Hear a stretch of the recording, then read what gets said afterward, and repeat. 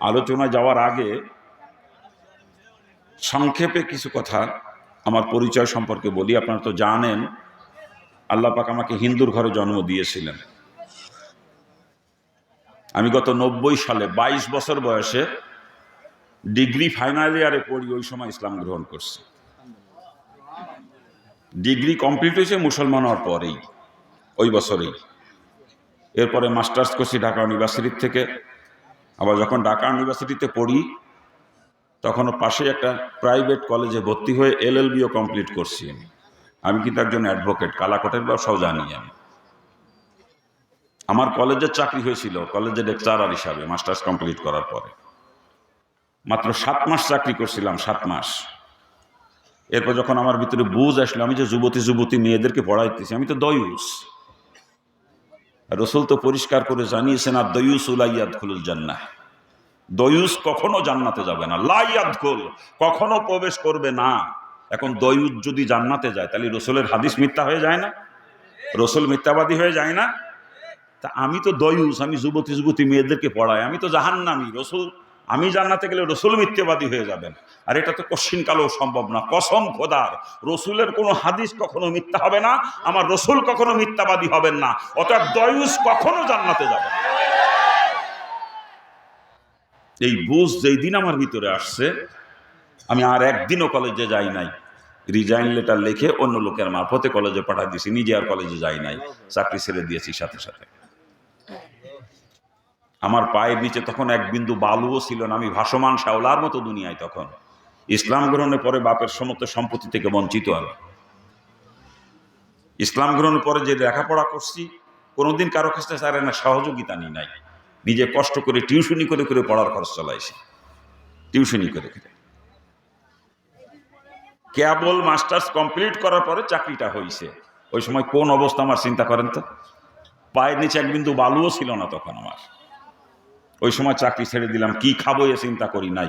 আমি জাহান্নামে যাইতে পারবো না, আরে জাহান্নাম থেকে বাঁচার জন্য ইসলাম গ্রহণ করছি। হিন্দু থাকতে কোরআন হাদিস পড়তাম, জাহান্নামের বিবরণগুলো বিভিন্ন কিতাবের মধ্যে পড়তাম, অন্তরের মধ্যে কাঁপিয়ে কাঁপিয়ে উঠতে। আজাব আমি কি করে সহ্য করবো?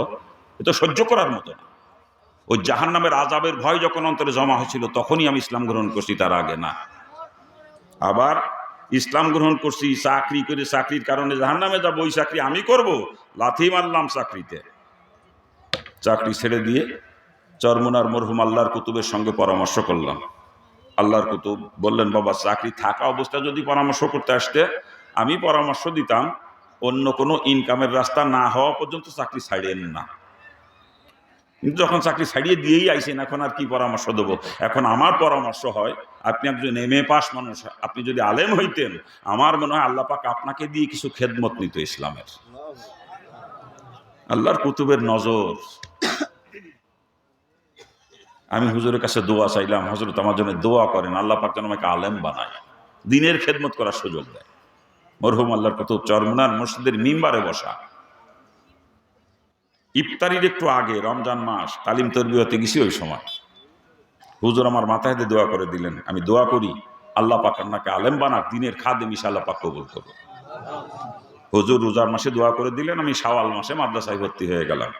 ঢাকা মিরপুরে বয়স্ক মাদ্রাসা চেনেন অনেকেই আপনারা, মাদ্রাসা দারুল রাশাদ, ওখানে ভর্তি হয়ে দাওরা পর্যন্ত পড়াশোনা করছি আপনাদের দোয়ায়। বর্তমানে আমি 3টা মাদ্রাসার প্রতিষ্ঠাতা পরিচালক।